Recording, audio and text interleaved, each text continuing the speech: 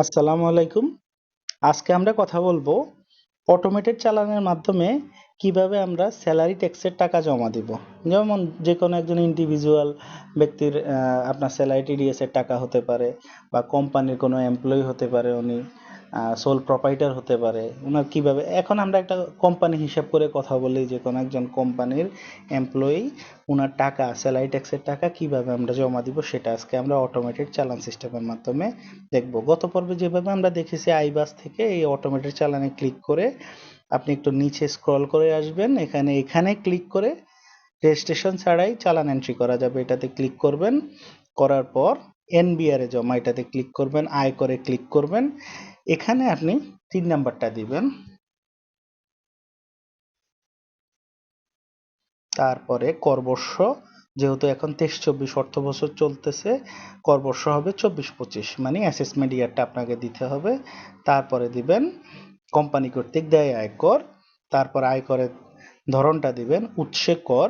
তারপর আয়করের ধারা অবশ্যই 86, এই যে দেখেন বেতন হতে উৎসে করে, এই প্রথমটা ডিডাকশন ফ্রম স্যালারি, এটাতে ক্লিক করবেন। তারপরে অ্যামাউন্টটা দিবেন, আমরা অ্যামাউন্টটা দিয়ে দিচ্ছি। তারপর ওকে দিবেন। ওকে দেওয়ার পর এরকম একটা ইন্টারফেস আসবে। এখন আপনাকে করতে হবে কি, এই যে 3 নাম্বার অপশনে যে 3 নাম্বারটা আছে, ওটা আপনি এর নিচে এখানে বসাই দিবেন।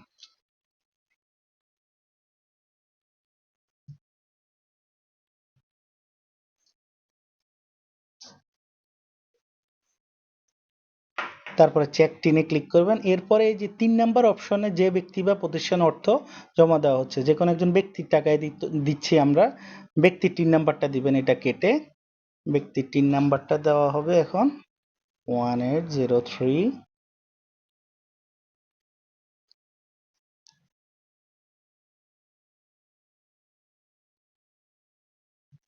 দেওয়ার পর চেক টিনে ক্লিক করবেন, এখানে একটা ভ্যালিড ফোন নাম্বার দিয়ে দিবেন।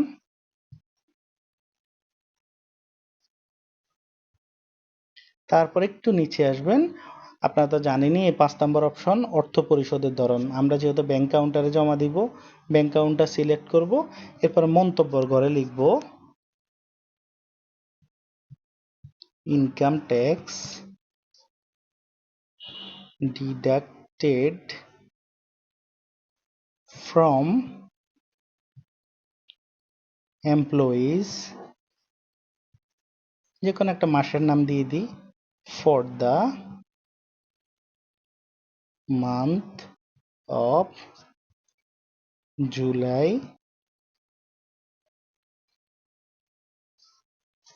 2023। তারপর সেভে ক্লিক করবেন, দেখবেন তথ্য সফলভাবে সংরক্ষিত হয়েছে, একটা চালান নাম্বার তৈরি হবে। ওকে দিবেন। তারপরে এইরকম একটা ইন্টারফেস আসবে, মানে আপনার অনলাইন ব্যাংকিং অর্থ জমা গ্রহণ একটা স্লিপ আসবে। এই স্লিপটা জমা গ্রহণকারীর বা জমা প্রদানকারীর এখানে একটা অপশন আছে, ওখানে আপনি সাইন দিবেন ব্যাংকের কপিতে, আর গ্রাহকের কপিতে একটা সাইন দিয়ে দেন আপনি ক্যাশে দেন, চেকে দেন, যেভাবেই দেন আপনি এটা ব্যাংকে জমা দিয়ে দেবেন। সো ধন্যবাদ। কারো যদি কোনো মন্তব্য থাকে অবশ্যই কমেন্ট করে জানাবেন। আসসালামু আলাইকুম।